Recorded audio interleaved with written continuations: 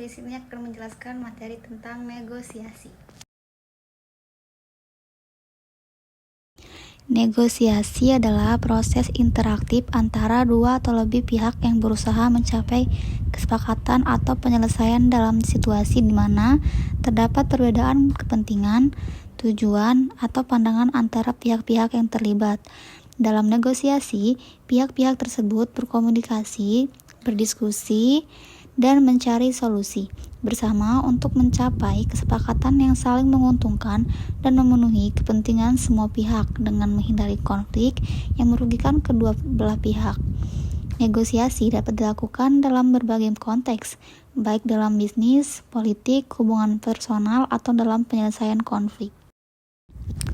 Tujuan dari negosiasi adalah mencapai kesepakatan yang saling menguntungkan antara dua atau lebih pihak yang memiliki kepentingan yang berbeda.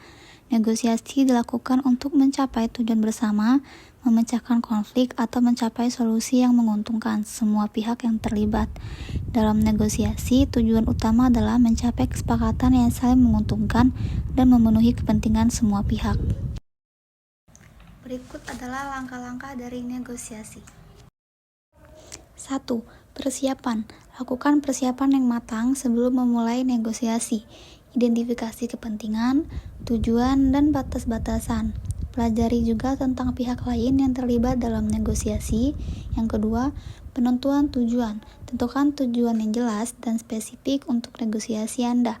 Identifikasi apa yang ingin Anda capai dan tetapkan prioritas yang jelas. Yang ketiga, komunikasi efektif. Berkomunikasilah dengan jelas dan terbuka dengan pihak lain, dengarkan dengan seksama, dan berikan respon yang baik terhadap argumen dan kepentingan mereka. 4. Membangun hubungan dan kepercayaan.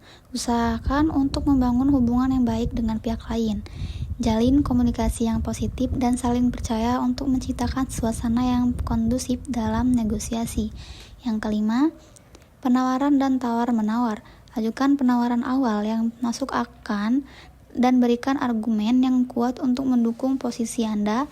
Selanjutnya, siap untuk melakukan tawar-menawar dan mencari solusi yang saling menguntungkan. Yang keenam, pencarian solusi bersama. Cari solusi yang kreatif dan inovatif yang dapat memenuhi kepentingan semua pihak. Buka pikiran untuk mencari alternatif yang mungkin belum terpikirkan sebelumnya. 7. Kesepakatan. Jika berhasil mencapai kesepakatan, pastikan untuk merumuskan kesepakatan secara tertulis dan jelas. Pastikan semua pihak memahami dan setuju dengan isi kesepakatan tersebut. Yang ke-8, evaluasi dan pelaksanaan. Setelah kesepakatan dicapai, evaluasi apakah kesepakatan tersebut dapat diimplementasikan dan dipatuhi oleh semua pihak. Lakukan langkah-langkah tersebut dengan pelaksanaan yang diperlukan. Berikut adalah fungsi dari negosiasi.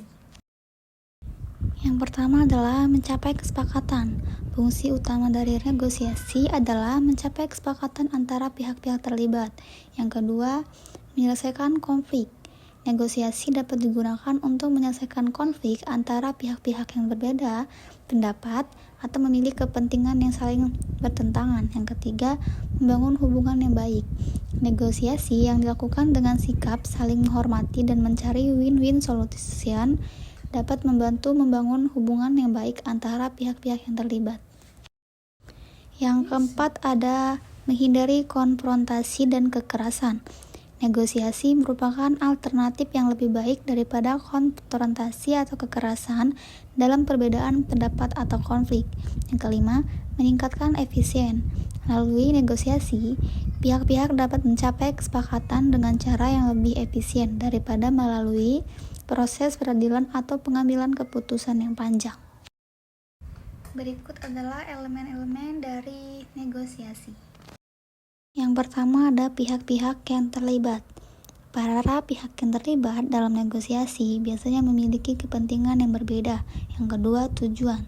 Tujuan yang ingin dicapai oleh masing-masing pihak dalam negosiasi. Yang ketiga, alternatif. Alternatif solusi atau kesepakatan yang bisa diambil jika negosiasi tidak berhasil. Yang keempat, waktu. Waktu yang tersedia untuk mencapai kesepakatan. Yang kelima, kekuatan dan kelemahan. Mengetahui kekuatan dan kelemahan dari pihak yang terlibat. Yang keenam, strategi dan taktik. Pendekatan dan langkah-langkah yang digunakan untuk mencapai tujuan. Yang ketujuh ada komunikasi. Proses berbagai informasi, pandangan, dan kebutuhan antara pihak-pihak yang terlibat. Yang ke-8, kompromi. Kesediaan untuk memberi dan menerima konsekuensi dalam mencapai kesepakatan. Yang ke-9, ada kesepakatan. Hasil akhir dari negosiasi yang mencerminkan kebutuhan dan kepentingan dari semua pihak. Jadi untuk kesimpulan dari materi negosiasi itu adalah kesimpulan negosiasi itu hasil akhir dari perundingan antara pihak-pihak yang terlibat yang mencakup kesepakatan atau penyelesaian antara isu-isu yang dibahas.